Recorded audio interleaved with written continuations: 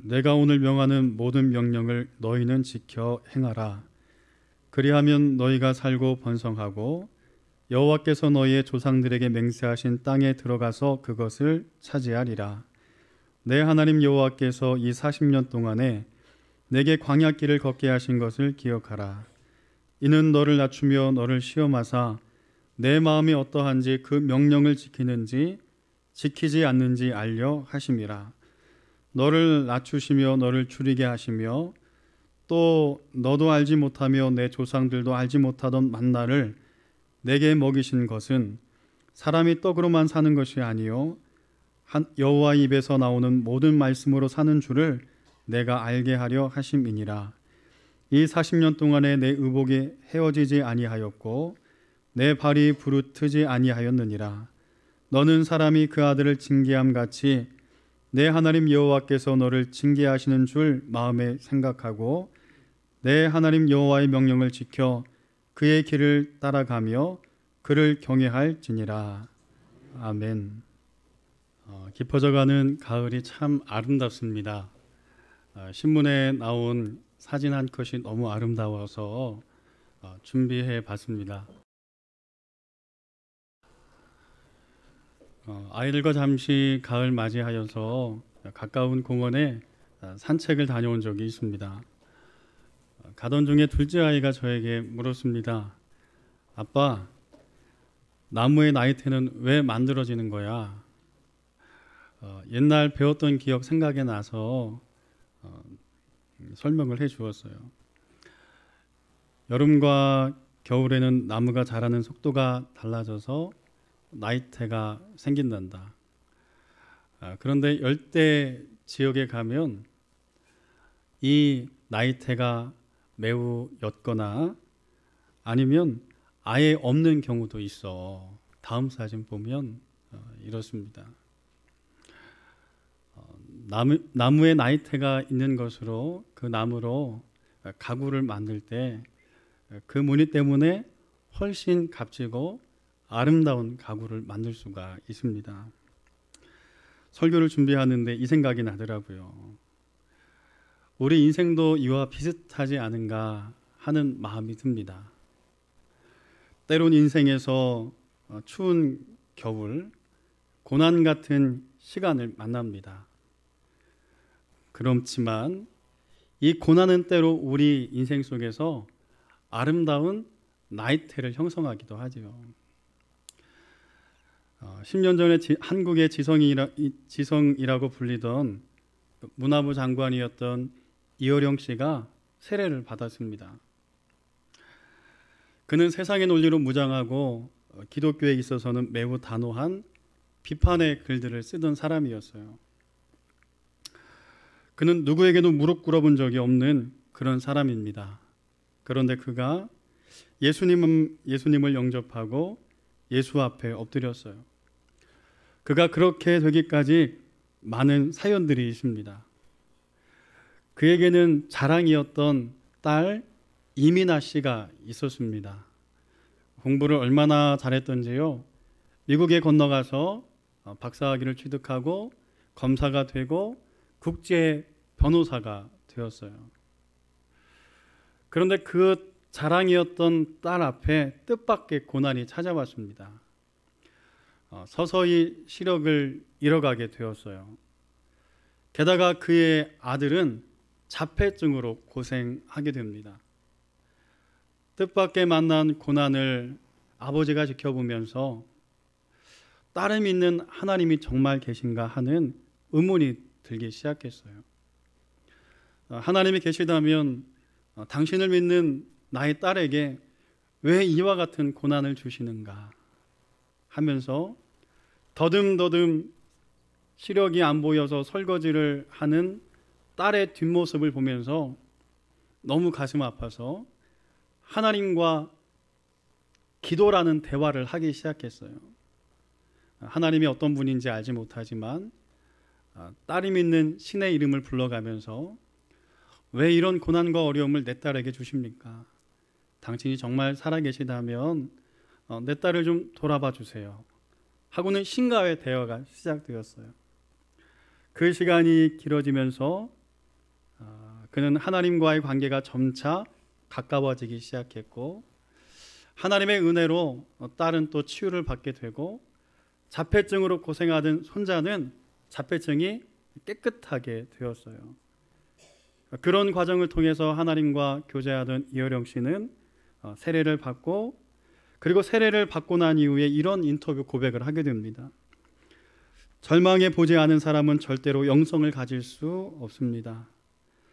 자기 파괴라는 극단적인 상황이 없이는 영성을 갖기가 어렵습니다. 그래서 세속적으로 편안한 사람은 하나님을 받아들이기가 어려운 것이지요. 이 땅에는 빛만 필요한 것이 아닙니다.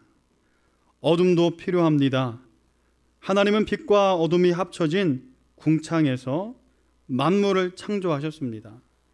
빛과 어둠을 알아야 인간의 한계를 초월해 영성의 세계로 나아갈 수 있습니다. 이어령 씨는 어둠을 통해 빛 대신 하나님을 만나게 되고 고난의 길에서 하나님을 영접하게 되었습니다.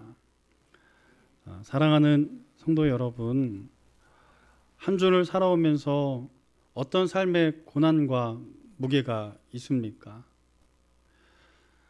우리 성도님들을 신방하고 전화 통화를 하고 말씀을 나누다 보면 참 이 큰 고난과 어려움을 어찌해야 하나 하는 가슴 답답한 상황을 만나고는 합니다. 나라면 이 고난 앞에 어떠한 모습일까? 하나님과의 만남 속에서 온전히 믿음과 신앙으로 고백할 수 있을까? 아멘 할 수 있을까? 기뻐할 수 있을까? 감사할 수 있을까? 그런데 이 왜라는 질문들은요, 인생에서 한 번 오는 것이 아니라 끊임없이 우리 인생 속에 던져집니다. 근데 중요한 게 있어요. 이 고난 앞에 왜라는 질문 앞에 해답을 찾는 사람은요, 고난을 만나도 소망을 잃어버리지 않습니다. 오늘 이 시간은 이 고난이란 질문, 왜 나에게라는 질문 앞에 하나님께서 왜 이와 같은 것들을 허락하셨고 왜 이러한 의문과 질문들을 우리의 인생에 던져 놓았는가, 그 이야기를 좀 함께 나누고자 합니다. 이스라엘 백성들은 430년간 애굽에서 종살이 하였습니다. 그리고 하나님의 은혜로 애굽을 출애굽하여서 가나안 땅에 들어갑니다. 그런데 가나안 땅으로 들어가기 전 그들은 12명의 정탐꾼을 가나안 땅에 먼저 보냅니다. 그 땅을 정탐하고 온 정탐꾼들은요, 각기 서로 다른 보고를 합니다. 10명은 보고합니다. 그 땅은 젖과 꿀이 흐르는 땅입니다. 그러나 그 땅에는 거인이 살고 아낙 족속이 살고 그들 앞에 우리는 메뚜기와 같은 존재입니다. 우리가 아는 것처럼 여호수아와 갈렙은 또 다른 보고를 합니다. 하나님께서 그 땅을 우리에게 주셨습니다. 그들은 우리의 밥입니다. 이스라엘 백성들이 어느 곳에 귀를 기울였을까요? 고난 앞에, 어려움의 장벽 앞에 어떤 것들을 선택했을까요? 그들은 10명의 정탐꾼의 이야기에 마음을 빼앗겨 버렸습니다. 그리고 돌을 들어서 모세를 치려했어요. 지도자를 세워서 애굽으로 돌아가려고 했습니다. 그러한 그들의 모습을 지켜보신 하나님께서는 10명의 정탐꾼의 생명을 거두어 가 버리셨어요. 그리고 원망하던 이스라엘 백성들, 하루 정탐했던 그 하루를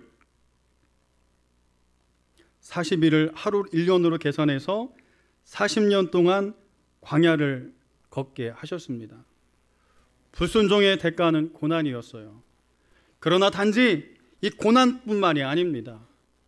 광야를 걷게 하신 이유에는요, 또 다른 하나님의 음성이 있으셨어요. 그 이유가 오늘 본문을 통해서 3가지로 말씀하고 계십니다. 첫 번째는 2절의 말씀처럼 이스라엘 백성을 낮추시기 위해서 하나님께서는요, 광야를 걷게 하셨습니다.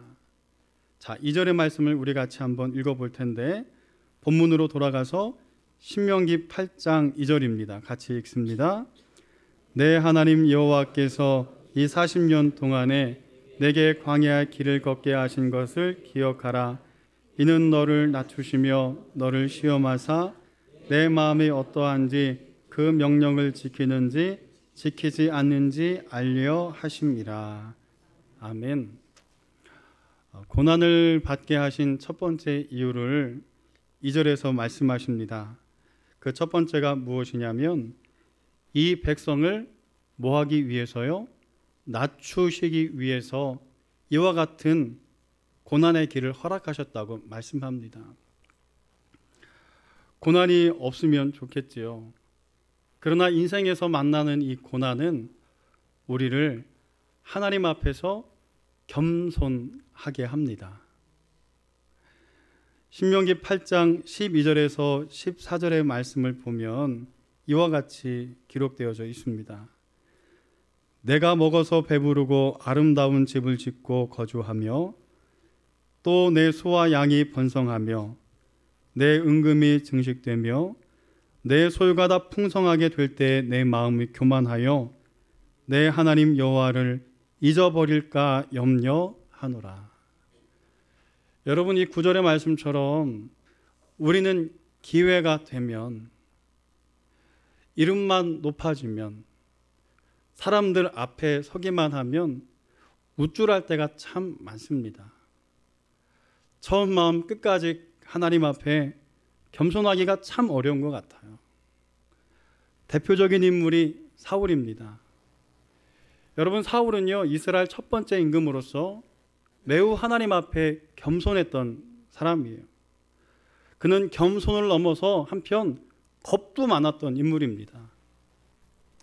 그가 임금으로 택함받을 때에 행구 뒤에 숨어서 자신을 감추었던 자가 바로 사울이에요.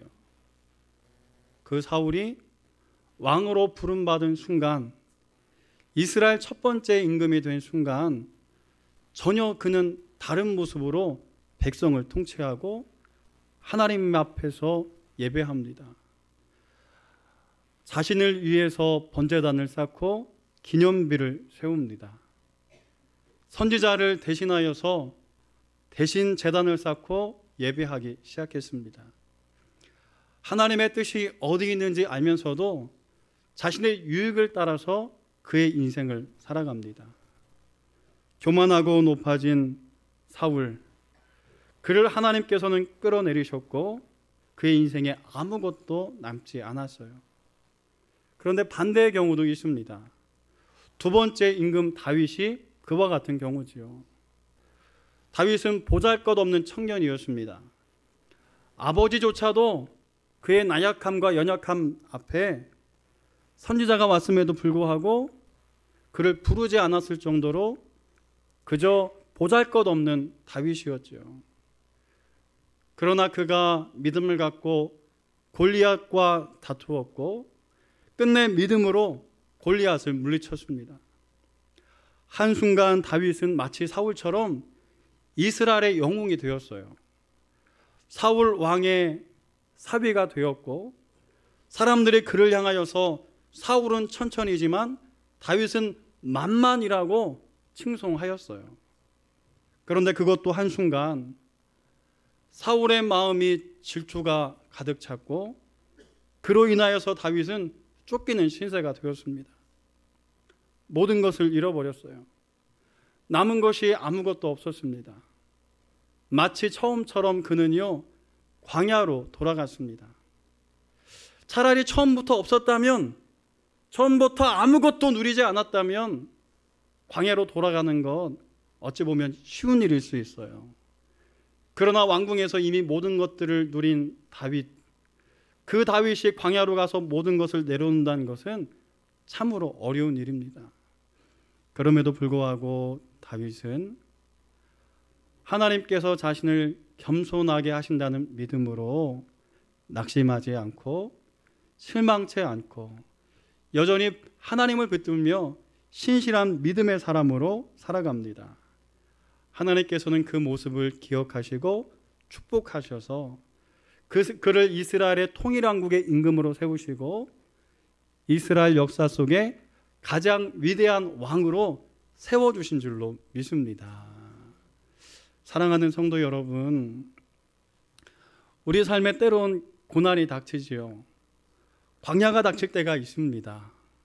그때 이와 같은 주님의 말씀을 기억하고 겸손의 자리로 나아가는 우리 모두가 되기를 소망합니다. 그런데 이 길은요, 예수님께서 먼저 걸어가신 길입니다. 하나님과 동등 되셨던 예수 그리스도. 그러나 이 땅에 우리를 구원하기 위해서 하늘 보좌를 버리시고 낮은 자의 모습으로 우리와 함께 하셨어요. 낮아짐의 모습을 예수님께서 우리 안에 먼저 보이셨습니다.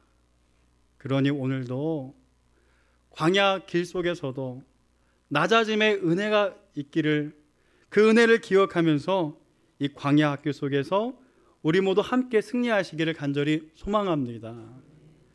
그런 우리를 향하여 베드로전서 5장 6절에는 이와 같이 말씀합니다. 그러므로 하나님의 능하신 손 아래에서 겸손하라. 때가 되면 너희를 높이시리라. 한번 따라 하실까요? 때가 되면 너희를 높이시리라. 할렐루야. 두 번째로 우리의 인생에 고난을 허락하신 이유는 무엇이냐면 2절 하반절을 보면 이와 같이 말씀합니다. 너를 시험하사 내 마음이 어떠한지 그 명령을 지키는지 지키지 않는지 알려 하심이라. 두 번째 이유는요, 우리를 시험하시기 위함이라고 말씀하세요. 믿음의 사람 하면 여러분 누구 생각나시나요? 아브라함 생각나지 않습니까? 아브라함 이야기 너무 많이 들었잖아요. 하나님께서 그의 인생에서 그의 생명과도 바꿀 수 없는 정말 귀중한 존재 이삭을 데리고 모리아 산 위에서 바치라고 말씀하셨어요. 내 목숨을 바치라면 아브라함의 갈등은요 훨씬 적었을 거예요. 그런데 목숨보다 더 소중한 아들 이삭을 바치라 하나님께서 말씀하셨어요. 그의 인생에서 가장 어려운 순종이자 시험이었습니다. 우리가 아브라함이었다면 정말 많이 갈등했을 거예요. 그럼에도 불구하고 하나님 말씀하시기에 그 말씀에 따라서 아들 이삭을 데리고 모리아 산으로 걸어갑니다. 하루도 아니라 며칠을 그 길을 가지요. 그럼에도 불구하고 사단의 속삭임이 있었음에도 불구하고 끊임없이 그는 그 길을 걸어갔고 모리아 산에 아들 이삭을 끝내 세웠어요. 그러한 아브라함을 향하여 하나님께서는 그의 손을 붙드시고 그에게 말씀하셨어요. 내가 내 아들 독자라도 내게 아끼지 아니하였으니 내가 많은 것으로 내게 허락하겠다.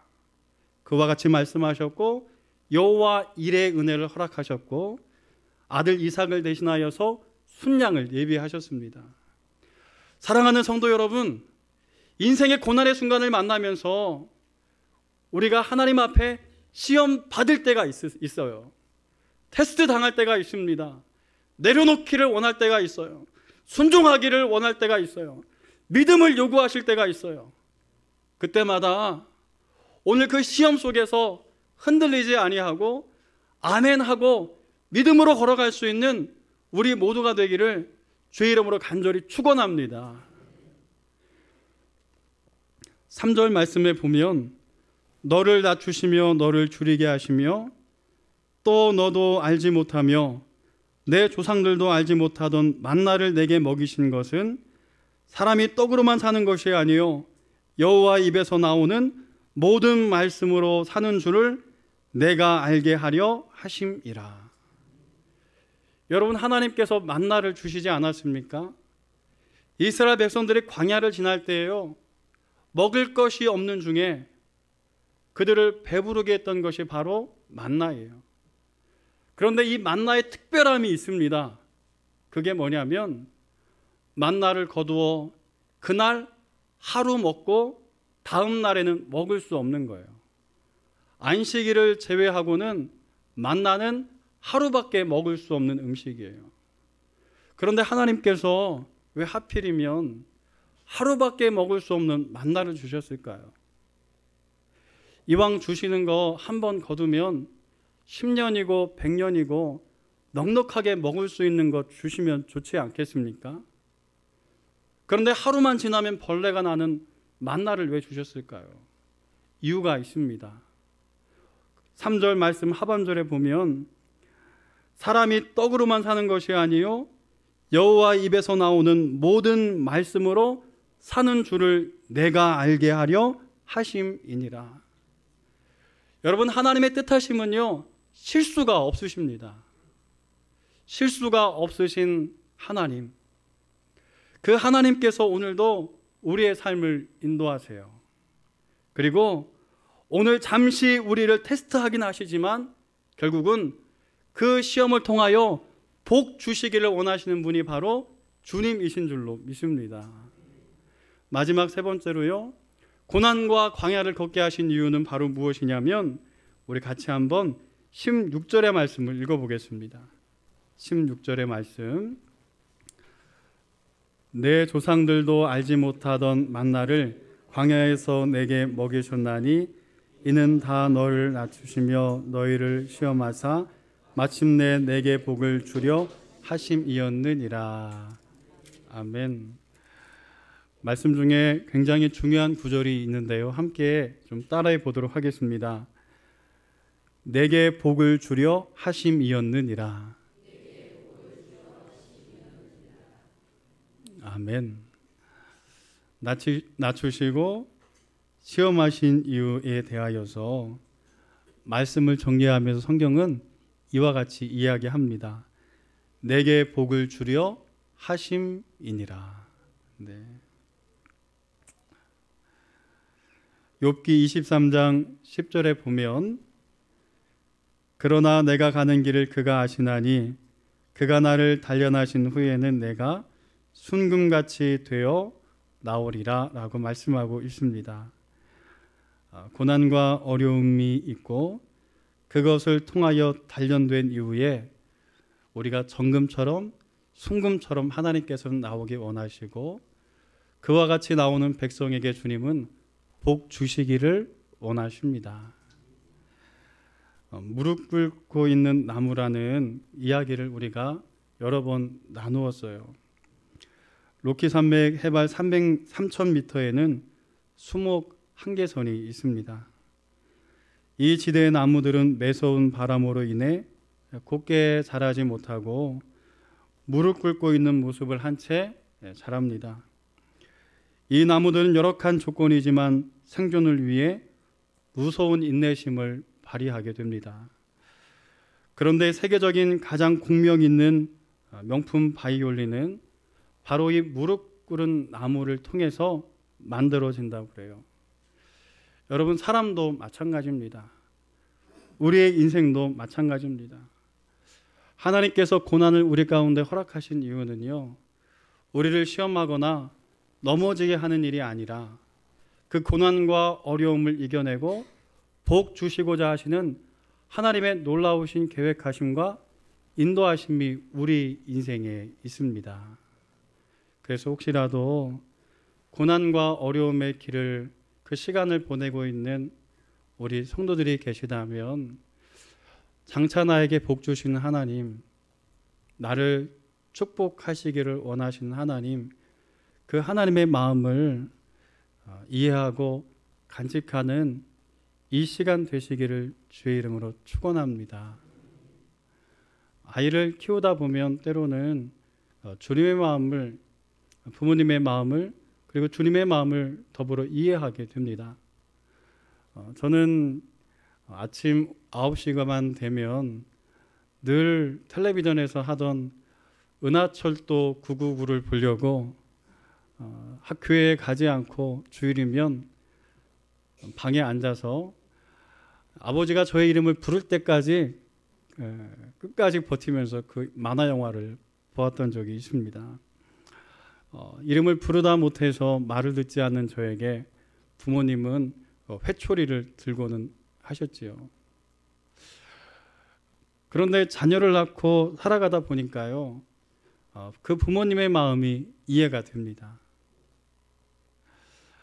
아이를 키우다 보니까요, 아이를 아무리 사랑해도 아이가 바로 자라고 바른 인성을 갖고 바른 마음을 갖고 그리고 정말 사람답게 살아가기 위해서는 무조건적인 사랑이 전부가 아니라는 것을 알게 되었습니다. 필요할 경우 때로는 회초리도 필요하고 때로는 날카로운 말로 아이를 가리키는 시간들도 필요하다는 것을 더불어 깨닫게 됩니다. 여러분, 주님 마음도 마찬가지 아니겠습니까? 지나친 사랑은 우리 인간의 방종을 낳기 마련이고 우리 스스로를 교만하게 할 수 있습니다. 주님께서는 우리를 아들 예수 그리스도를 내어주시기까지 사랑하세요. 전부를 내어주셔도 아깝지 않은 존재가 바로 우리입니다. 그럼에도 불구하고 우리 삶에 고난이 찾아오지요. 그럼에도 불구하고 지연되는 하나님의 응답하심이 있습니다. 우리 인생 속에서 왜 나인가요? 라고 질문하는 순간들도 있습니다. 그 시간을 보내고 있는 우리 성도들이 계시다면 오늘 주님의 마음을 이해할 수 있기를 소망합니다. 낮추시고 시험하시는 이유는요, 복 주시기 원하시기 때문이에요. 내 백성답게 만들려 하시는 하나님의 뜻하심이 우리 인생 속에 있습니다. 그 거룩한 하나님의 크신 마음을 기억하고 오늘도 고난과 어려움 중에서 믿음으로 승리하는 가정 되시기를 바랍니다. 오늘도 인생의 순례길에서 주님의 크신 계획 가운데 마음을 열고 그것을 바라볼 수 있는 여러분 되시기를 바랍니다. 그리고 이 약속의 말씀이 나의 말씀임을 기억하고 아멘하고 순종하는 우리 모두가 되시기를 주의 이름으로 축복합니다. 기도하겠습니다. 살아 역사하신 아버지 하나님, 주님께서는 우리에게 복 주시기를 원하시는 줄로 믿습니다. 우리 삶의 하나님, 고난을 만날 때마다 크신 주님의 마음을 다 이해하지 못하고 불평하고 원망하는 시간들을 보낼 때가 있습니다. 성령께서 붙들어 주시고 오늘 약속의 말씀, 생명의 말씀을 붙들고 믿음 앞에 승리하는 온 성도들 될 수 있도록 성령께서 함께하여 주옵소서. 예수님의 이름으로 기도드립니다. 아멘. 주 예수 그리스도의 은혜와 하나님의 사랑하심과 성령의 교통하심이 고난의 길을 축복의 길로 만들어 가시는 하나님을 믿고 신뢰하며 믿음과 순종의 길로 걸어가기를 다짐하는 사랑하는 온 성도들, 그리고 그 가정의 자녀들, 나라와 민족과 열방 위에 이로부터 영원히 함께 하시기를 간절히 축원하옵나이다. 아멘.